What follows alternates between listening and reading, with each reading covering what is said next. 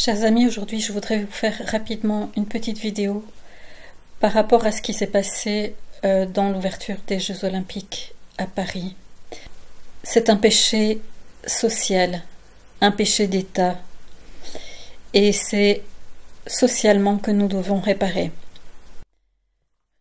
Vous voyez, ce n'est pas par hasard que je ne le savais pas, mais j'avais planifié cette vertu pour ce matin-là où est apparu ce sacrilège qui avait eu lieu la veille au soir.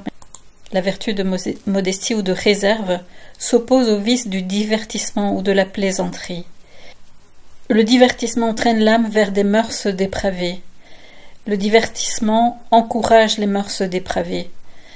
Et vous voyez que nous, les chrétiens, nous devons nous mettre loin de tout cela, loin de ces divertissements. Nous devons être dans la réserve et la modestie. Nous vivons les derniers temps, les temps du combat spirituel. Nous devons nous tenir sur la brèche dans la prière.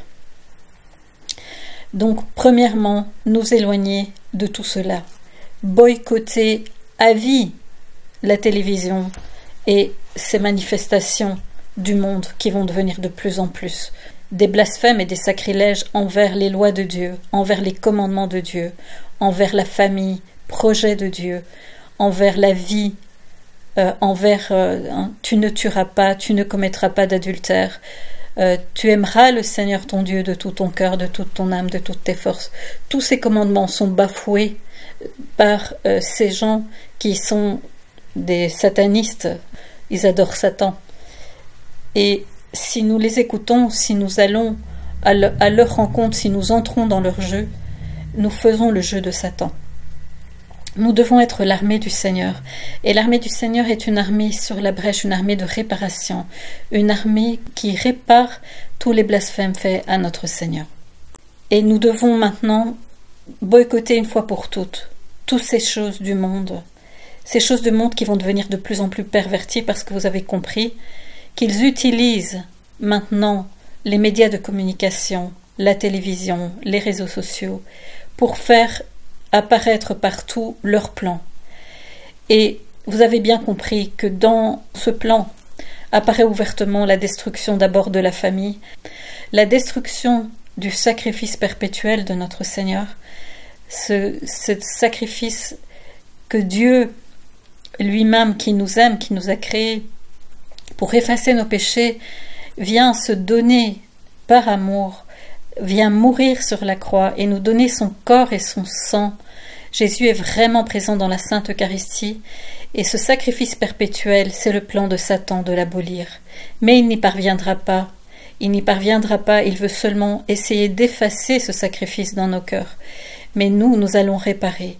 Nous, l'armée du Seigneur, nous allons réparer ce que l'armée de Satan est en train de faire. Je vous demande de pouvoir prendre une neuvaine, donc de faire pendant 9 jours ces prières de réparation à Jésus agonisant. Et elle se trouve donc dans la vidéo numéro 3 de ma playlist, dont je vous mettrai le lien dans la description de la vidéo et dans les commentaires. Alors, comme il y a eu un blasphème et un sacrilège public, social, vis-à-vis de ce sacrifice sublime que notre Seigneur a fait, nous allons également réparer publiquement. Et donc je vous demande de participer à ce chapelet public en réparation du blasphème envers notre Seigneur le 2 août, où que ce soit partout dans le monde, en France surtout, mais partout dans le monde, dans la rue, devant une croix, devant un calvaire, à 16 h le 2 août, nous prierons le chapelet de façon publique pour réparer publiquement. Donc si possible devant un calvaire parce que c'est le lieu qui nous rappelle ce saint sacrifice de notre Seigneur. Autre chose qu'ils ont mis en scène, c'est l'apologie de ce qui s'est passé à la Révolution française et la guillotine de Marie-Antoinette. Ce plan de Satan mis en avant à nouveau et de façon ostentatoire comme l'apologie du crime, parce qu'ils font déjà l'apologie du crime des enfants, ils essayent de faire placer dans le cœur des gens du monde entier qu'ils ont le droit d'assassiner des enfants.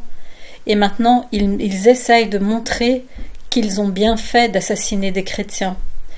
Et c'est leur plan de vouloir détruire la vie que Dieu a donnée, mais spécialement la vie des chrétiens. Et je voudrais vous faire écouter cette homélie de Jean-Paul II par rapport à la vie.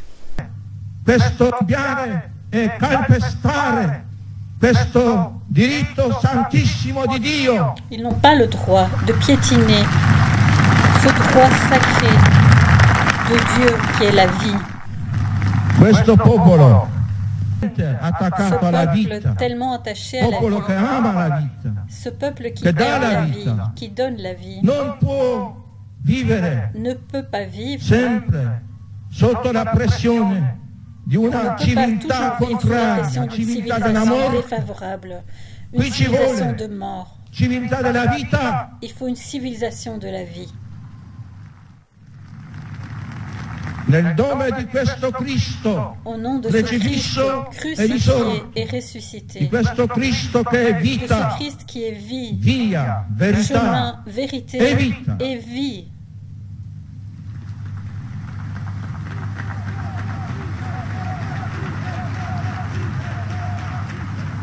lo dico ai responsabili, Je le dis aux lo responsables, dico ai responsabili, convertitevi, convertissez-vous. una volta verrà il giudizio di Dio. Un jour viendra le jugement de Dieu. Et je voudrais terminer cette vidéo en disant que vous avez compris que nous n'avons plus de pape. Notre pape Jean-Paul II, notre pape Benoît XVI sont maintenant au ciel.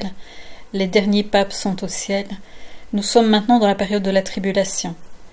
Si vous n'avez pas encore compris, et même les satanistes l'ont mis en scène avec ce cheval pâle qui porte la mort, ils savent très bien, eux, ce qu'ils mettent en scène. Nous sommes dans les temps de la fin, et tout comme Jean-Paul II a cette vertu de victoire de Dieu, de courage en Dieu, qui s'oppose au vice de la lâcheté, en parlant ouvertement, en dénonçant le mal, nous devons aussi continuer à le dénoncer.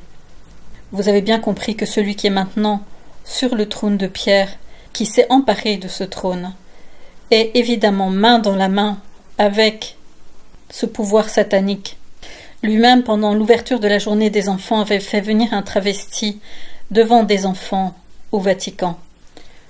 Vous le voyez ici, lors du G7, lorsqu'il rencontre les grands de ce monde. Vous voyez quelle familiarité il a avec les gens de ce monde. Et cela, vous l'avez expérimenté également au moment du COVID.